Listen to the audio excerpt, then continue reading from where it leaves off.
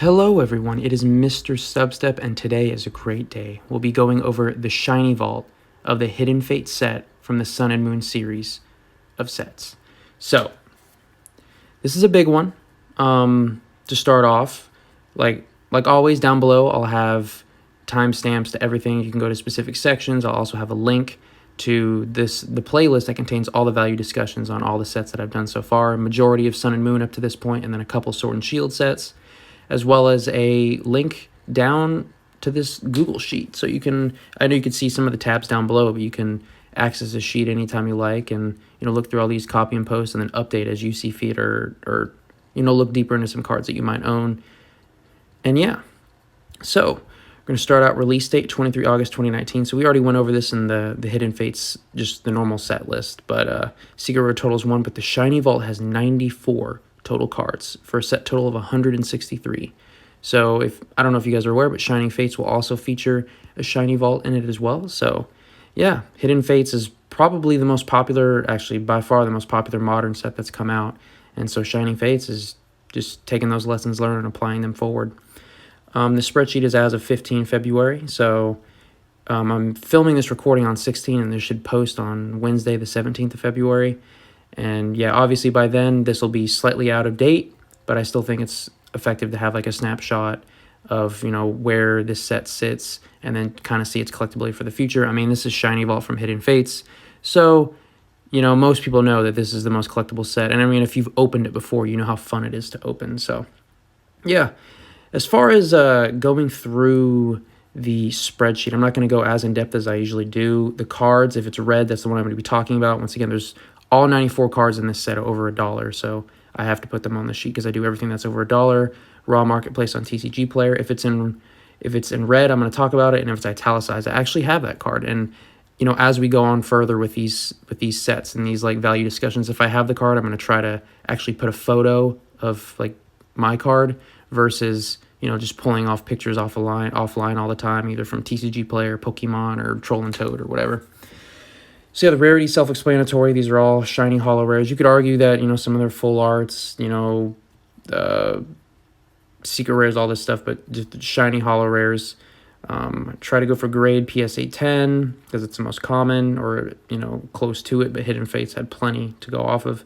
Sold price is the last sold price, rounded up to the nearest dollar, no shipping included. This is on eBay. Date of sales when it was sold. Pretty much everything was sold this year, I think. There might be a couple that haven't been sold this year. And then PSA 10 population, the number on the left is the number of PSA 10s currently registered with PSA, and then number on the right is the total submitted. And all of these have, decent ratios for submissions. I don't think anything's below 50%. And then I have some color coding right there. You guys can read that if, you're curious.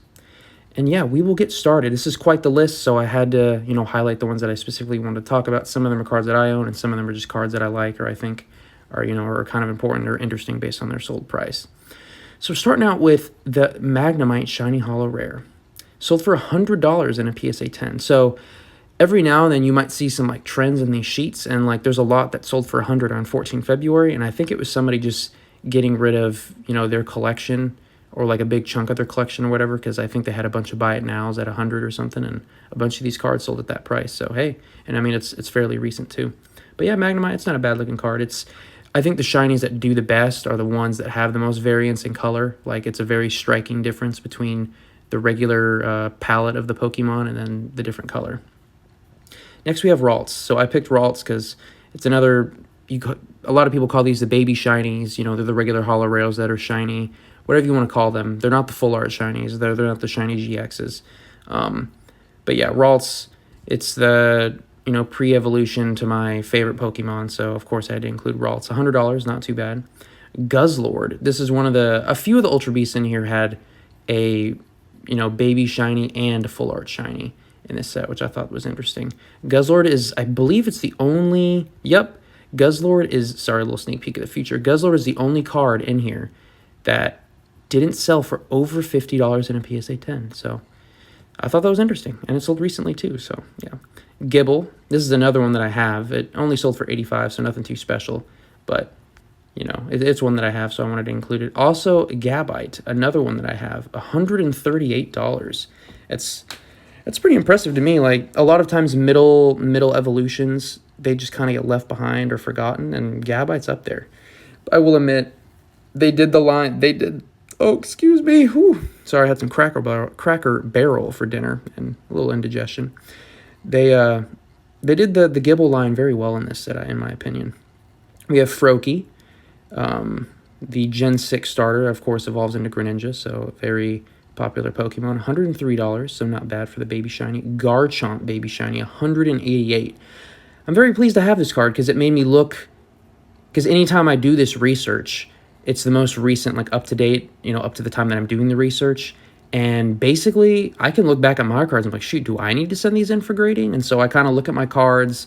if they're clearly, like an 8 or a 9 at best, then I'm probably not going to send them. But if they're like a 9 or a 10, if there's a chance for a 10, I mean, why not send it, So, and my threshold is usually over $100, and so normally I wouldn't send the Gibble, but because I want to send Gabite and Garchomp, like, you might as well just sell the full evolutionary line, because I've actually seen that sold quite often on eBay as well, like just the full on, like a 2 in PSA 9, 1 in PSA 10, or all PSA 10s. Alolan Vulpix, very cute shiny card. For $160 in a PSA 10, not too bad at all. And my local card shop actually had this on sale, just like, one of the ones on display for a single. And I was kind of tempted, but Hidden Fates isn't something that I'm collecting a master set of. I'm glad I'm not, because it's very expensive. Frogadier, the evolution of Froakie, $125, not too bad. Quagsire, $112. I picked Quagsire because it's one of my favorite shinies. I mean, just that pink. I mean, Quagsire is just a derpy, lovable son of a gun. Like, you just want to hug him, and he'll probably be a little bit slimy, but who cares? He's just, and in the pink, it's just a beautiful Pokemon. Railu, $165, the baby of, one of the most popular Pokemon, Lucario, and I forget which year it was voted the number 1 most popular Pokemon, but Railu and its baby shiny, $165, not bad. Lucario, another Pokemon within the set that has a baby shiny and a full art GX shiny, whatever you want to call it, and it sold for $185. I do have this one. This is a really cool Lucario artwork. I can see why it sells for a lot. Like, it's really cool, and definitely going to send that one in for grading. Zygarde GX, this is another one that I have. Zygarde GX, like, it's kind of a cool legendary, I guess. I mean, you got Xerneas, Yveltal, Zygarde, the XYZ. I mean, it's cool. It has different forms and all that. It's really annoying to catch or to defeat in Pokemon Sword and Shield, that's for sure, in the dens. Scrolling down a little bit more to Electro GX. Also, once again, I have this link down below if you want to take, a slower look at this. Electro GX, I have this one as well. Actually, Mystery pulled this in one of our pack battles, $167. Not too bad. And it's a really good-looking card. Normally comes in red and white, and now it comes in blue and white. Like, just, once again, a very striking color palette change.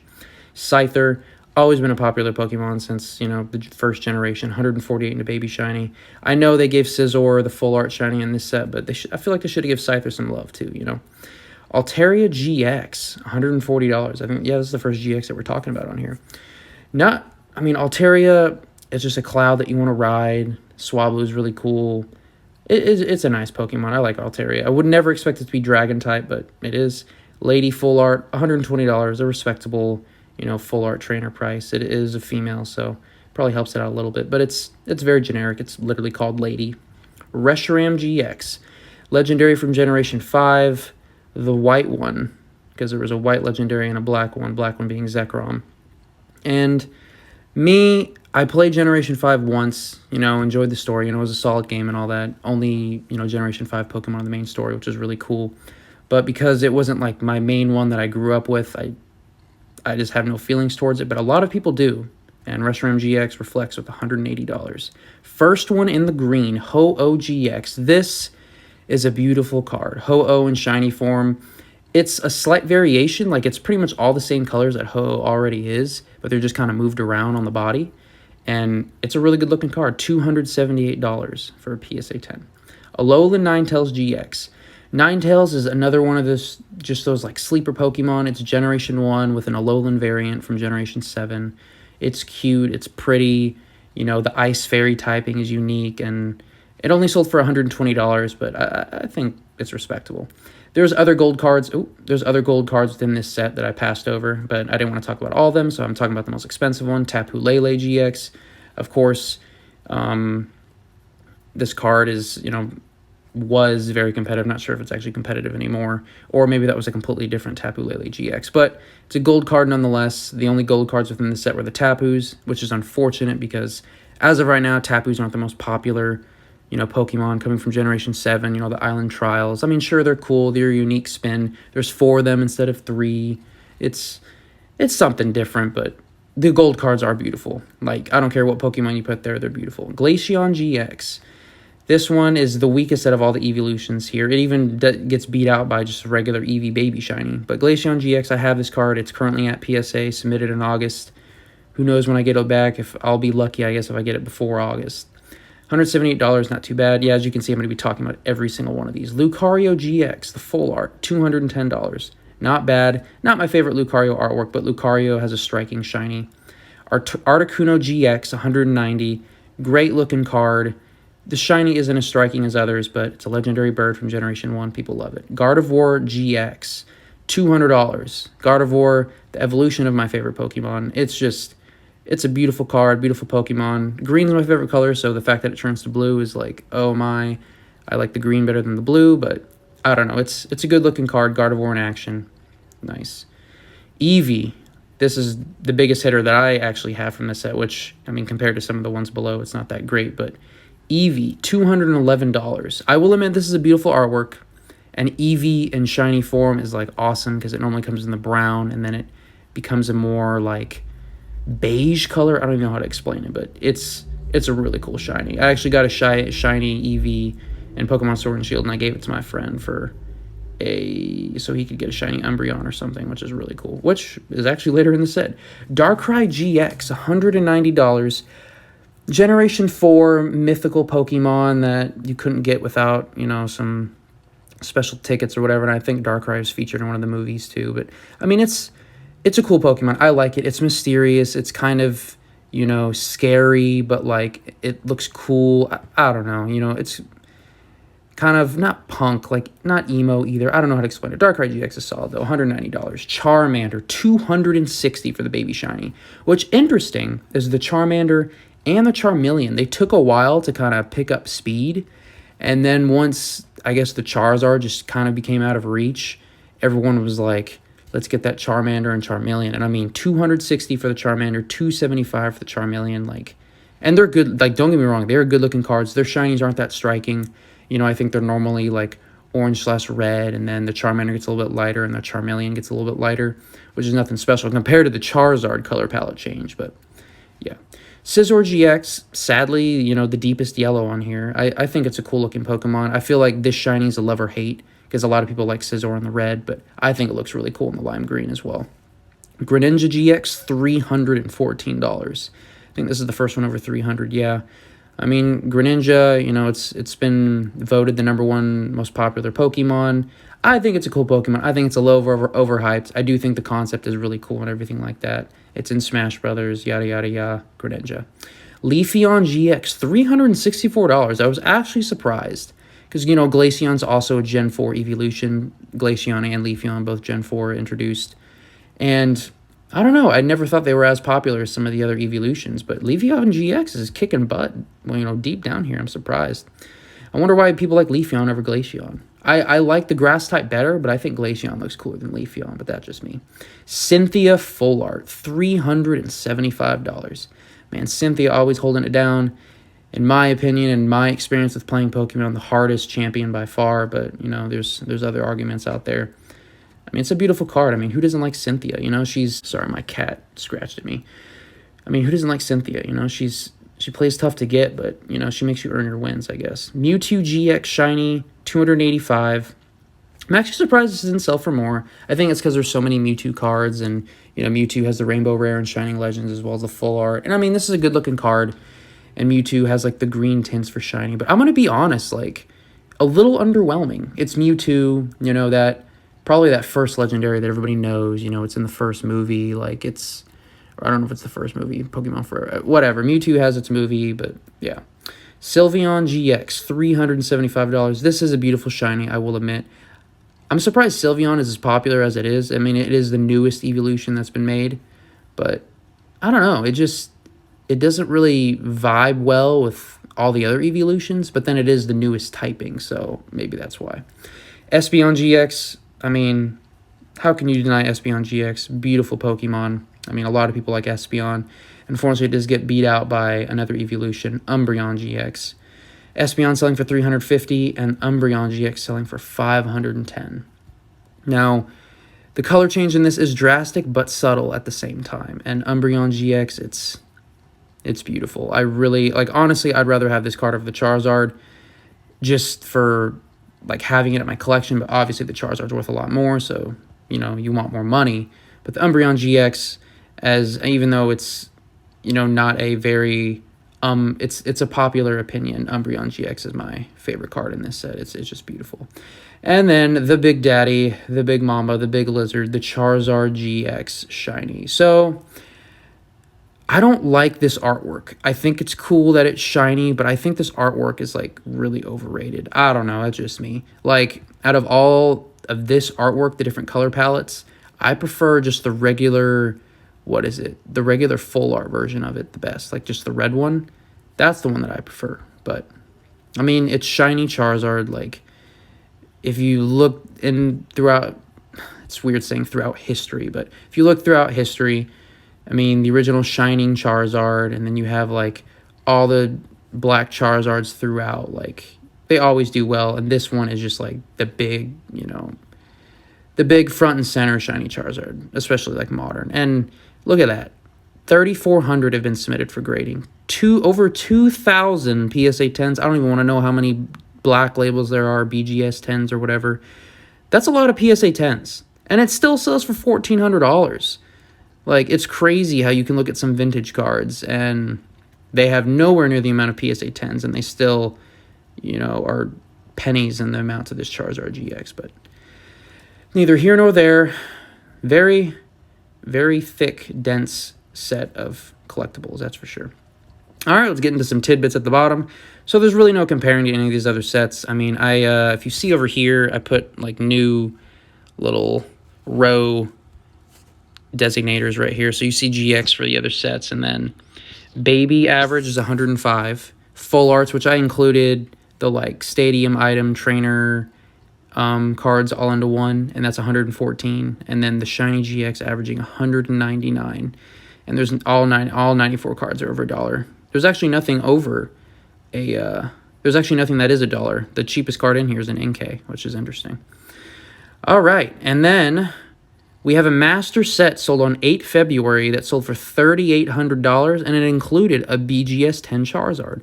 Honestly, looking at the prices, a BGS 10 would probably sell for either the same or slightly more than a PSA 10. I mean, it depends on the subgrades, but it would probably sell for slightly more than a PSA 10. So you take that about $1,500, and then what, you got $1,300 left, no, $2,300 left for the rest of the set. You know, who knows? I think that's a fair price for the entire master set, you know, including the regular set as well, like reverse hollows and all that. And it pretty much included everything. And it seemed like in good condition. It had the graded Charizard. I mean, that's the main card that you would want graded. And just the potential that you could get from grading all the other cards. I mean, look at all the green that you see there. Average booster pack, $15.51. I mean, for a modern pack, this came out, what, a couple years ago? Not even a couple years ago. Almost a couple years ago. It's $15. It's pretty hefty, but